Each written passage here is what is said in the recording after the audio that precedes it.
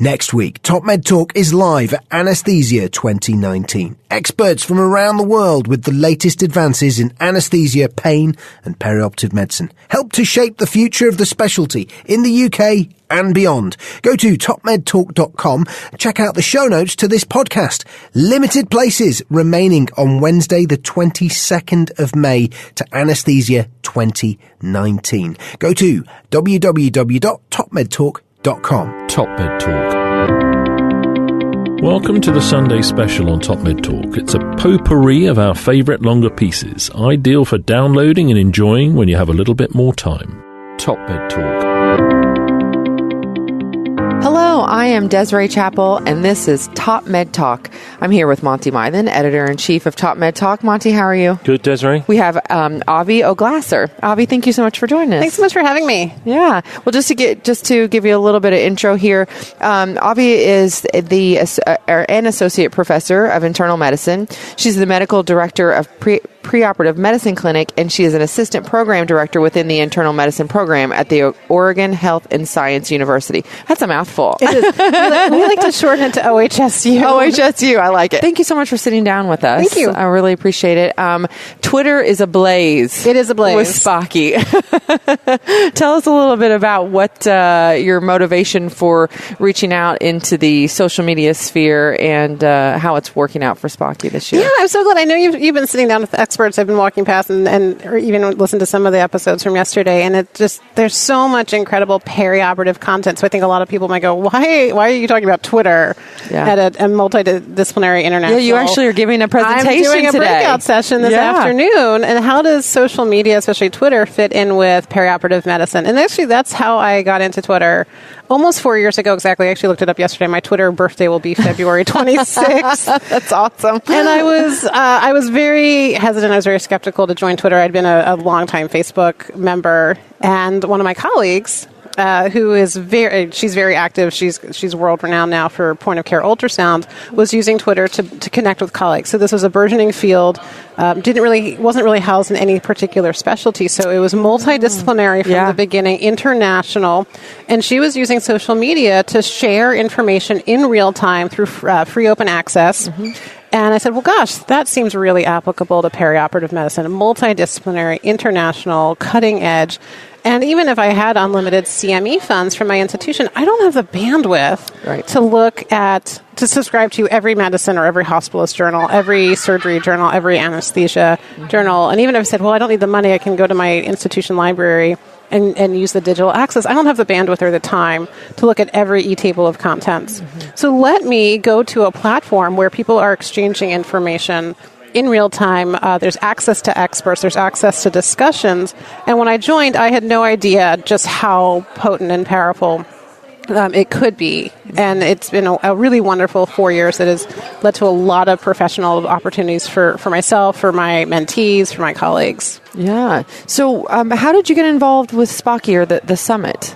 So I think I first joined SPAQI about 4 or 5 years ago through word of mouth. At least one of my colleagues had attended, was a member. And again, I was looking for that I don't want to say path of least resistance, but that access point, that sort of point of entry to access to this multidisciplinary field. And it just the work they were doing, the newsletter, the website seemed intriguing, and especially as junior faculty at the time, still sort of junior-ish faculty, but really junior faculty 4 or 5 years ago, seeing that they had scholarship opportunities, or opportunities to present scholarship, I should say, seeing that they had the poster venue, chance to meet people in it's a great size conference, but still it's very intimate, and you can and the experts are really approachable here.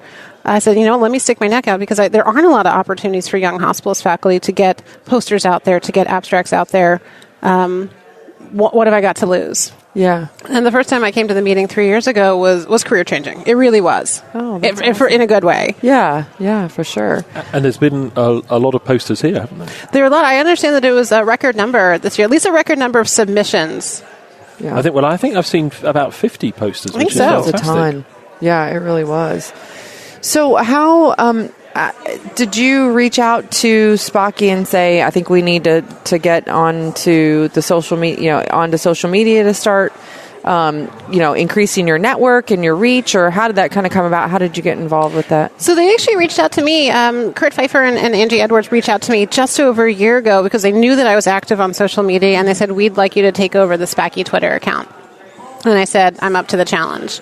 I had worked not just on my personal Twitter account, but I had been behind the scenes and even involved from the time of creation with a couple of programmatic or institutional accounts. Oh. So I had that breadth of experience with not just tweeting as an individual physician, but how do you represent an organization, or how do you represent a program? So our internal medicine residency program has I'm a little biased, but a fantastic Twitter account. That was really my foray into the field. So we looked at, I accepted the challenge through the communications committee, and we looked at what the needs of the society are, what the needs of both the society to reach its members or potential members, or people practicing perioperative medicine. What do they need from the society in terms of information and access to communications? There are a couple of sort of broad themes that will apply to social media or med Twitter, hashtag med Twitter, as people like to call it. Okay. I like to get meta. So I'm at the point now where I've been on Twitter long enough that I'm not just using it, but I'm analyzing it. I'm working with some wonderful colleagues who are specialists in medical education, and we're actually applying adult learning theory. We're applying other educational principles, other communication principles to Twitter, and saying, we think it works, but let's really analyze why it works. So when we say you should use it, this is why it actually is effective, or you feel like you're walking away from it, feel like you got something out of it, but you're having trouble justifying it. So you're figuring out. So one of the themes is there was a publication in Journal of General Internal Medicine in 2015, looking at specifically Twitter use by medical students, and the themes that they identified were access and voice. And that's a theme and I use those words a lot when I talk about what I enjoy about Twitter. So you have trainees, you have junior members of the profession who have access to experts, to content, to real-time content, just in terms of studies that have been discussed at this conference. So Manage has gotten a lot of discussion. METS has gotten a lot of discussion. Manage was published 11 months ago, or presented at ACC 11 months ago.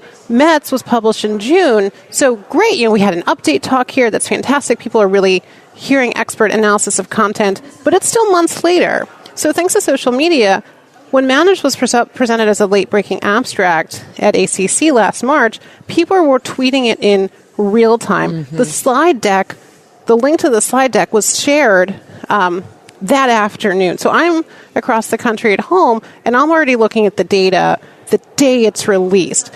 When METS was published, Rupert Pierce tweeted it that morning. I woke up in Portland and saw that it had been published, and everyone had been anticipating it. So that's really exciting. And then you also have a chance for people to discuss the content in real time. So I'm seeing Steve and Kurt talking about it in real time. So I'm getting expert commentary in addition to the invited commentary. It might be in the journal very quickly. Yeah. So there's that access and voice. So trainees have voice. They members of the attendings, senior attendings, junior attendings, residents have a voice. They can disseminate their work. They can get it to a larger audience than just a journal.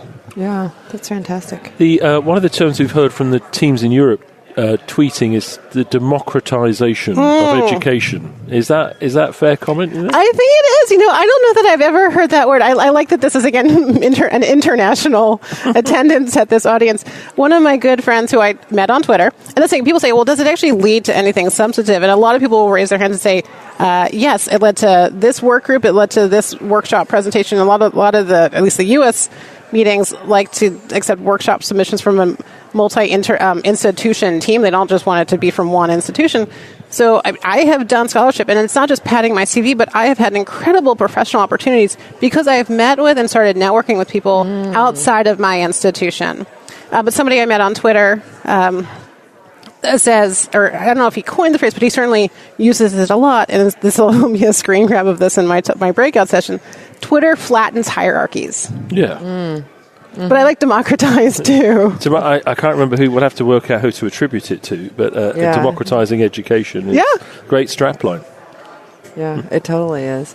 The other piece that we like to talk about on TopMedTalk is like the foam med, the free access, or free open access, medical education, and I think that that's coming out of social media. Absolutely. So we try and live stream all of our meetings now because we think our mission is to share, everything. Because we had some fantastic sessions today, but to just have the 300 people in the room listening rather than the thousands that want to listen just seems a waste. And I think that was one of the ways that the physician or the healthcare profession did quickly embrace Twitter. So the hashtag meeting tweeting, that people were tweeting out content. And a lot of conference organizers or skeptics might say, well, is that just going to dissuade people from paying the conference registration, attending in person, making the trip? And the answer is no. Like, it's still not the same as attending in person, but it's far better than nothing. And I've been going around the lobby excitedly before I sat down with you. One of my residents from Portland, Oregon,